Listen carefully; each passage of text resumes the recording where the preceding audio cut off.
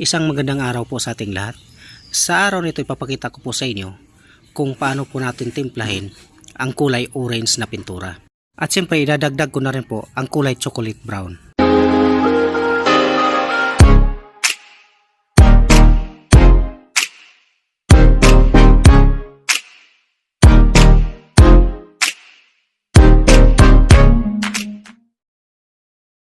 Sa pagmimix po ng kulay orange po na pintura, kailangan po ang kulay dilaw at kulay pula po na pintura.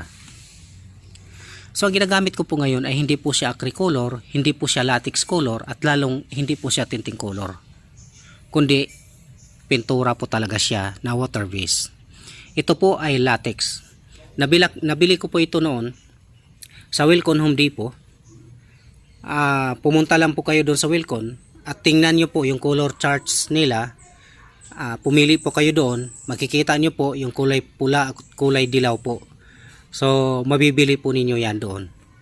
Pagka sa hardware po na maliliit, maaaring hindi po ninyo mabili ito. At kung doon naman po kayo pumunta sa mga auto paint center, meron po sila pero mangilan-ngilan lang po. Ang mangyayari po, titimplahin po nila at hindi po kayo sigurado kung talagang matibay yung kanilang materialis na gagamitin. Dahil kapag acricolor po ang gamitin mo, sa ganitong klaseng orange kasi, kung timplahin mo siya sa acricolor, halimbawa para po siya sa concrete walls, purong acricolor na po. So mawawala po yung tibay dahil nga purong acricolor ang magamit mo. Alam naman po natin at alam naman po ng mga pintor na kapag ang acricolor, yun ang gamitan mong pangpahid doon po sa inyong mga concrete walls, hindi po talaga magtagal. Hindi po abuti ng isang buwan, baka naagnas na yung kulay ng inyong pintura dahil nga acricolor ang ginamit. Unless kung meron po sigurong kayong ipapatong doon sa inyong acricolor, pero mas matibay pa rin po kung pintura na gaya po nito ang gamitin po ninyo bilang pagtimpla sa kulay orange po. So paghaluin nyo lang po yung kulay pula at kulay dilaw at makukuha na rin po ninyo kung ano po ang kulay na gusto nyo palabasin. Dahil ang orange po kasi maraming klaseng orange.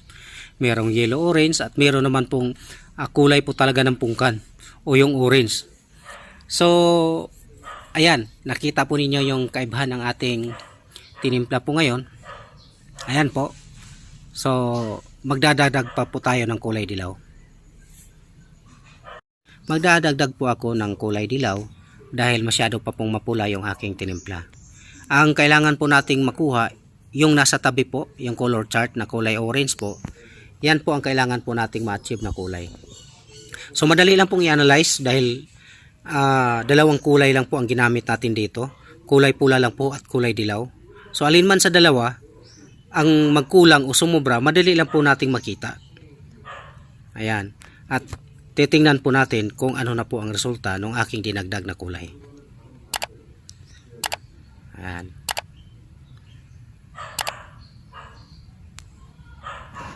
So ayan na po.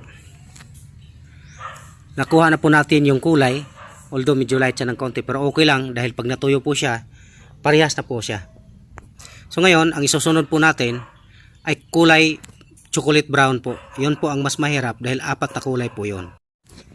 Ayon pa nga sa sinabi ko ganina, timplahin ko po yung kulay chocolate brown. So ang gamit ko po ngayon ay A+. Ayan po, A+ po na color chart at A+ rin po na pintura ang gagamitin ko po ngayon. So sa bawat brand may kanya-kanyang kulay po sila at kanya-kanyang pangalan. Yung ibang brand po, meron pong chocolate brown na halos kulay itim na po. Siguro yun yung dark chocolate, ika nga sa totoong chocolate. At ito po yung katamtaman lang na talagang kulay po ng chocolate. Itong titimplahin ko po ngayon. Sa pagmix po ng kulay chocolate brown o brown, meron po itong apat na klaseng pintura o kulay na ihalo. Meron pong kulay pula, kulay dilaw, kulay itim, at kulay puti. Ayan po.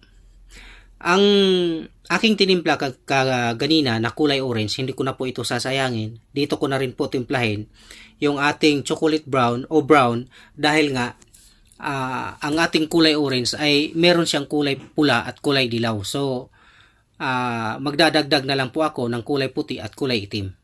ang ginamit ko po na kulay itim dito ay hindi po siya pintura, siya po ay acricolor. Okay lang po yun dahil nag-isa lang naman siyang acricolor at konti lang naman po ang aking gagamitin na kulay itim. So, kumbaga, matibay pa rin po siya. Dahil yung tatlo, yung kulay dilaw, kulay pula, at kulay puti ay purong pintura po talaga siya. So, panoorin po ninyo mga boss kung ano po ang aking idadagdag dito at tumulong na rin po kayo mag-analyze para po sa sarili ninyo kung ano po ang kulang. So sa bawat buhos ko po, tinitingnan ko po kung ano po yung kulang na maaring idadagdag ko po dyan sa aking tinimpla. Ayan.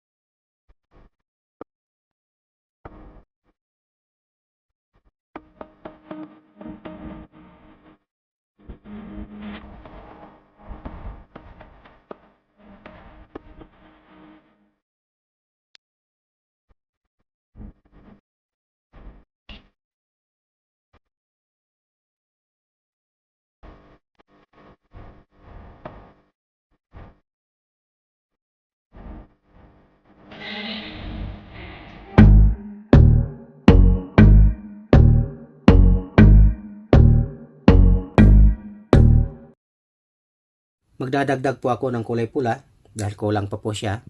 Ang tip ko nga pala sa inyo mga boss, na kapag nagtimpla po kayo ng kulay brown o chocolate brown, kailangang light ang inyong timplahin kaysa eksaktong kulay doon sa titimplahin ninyo.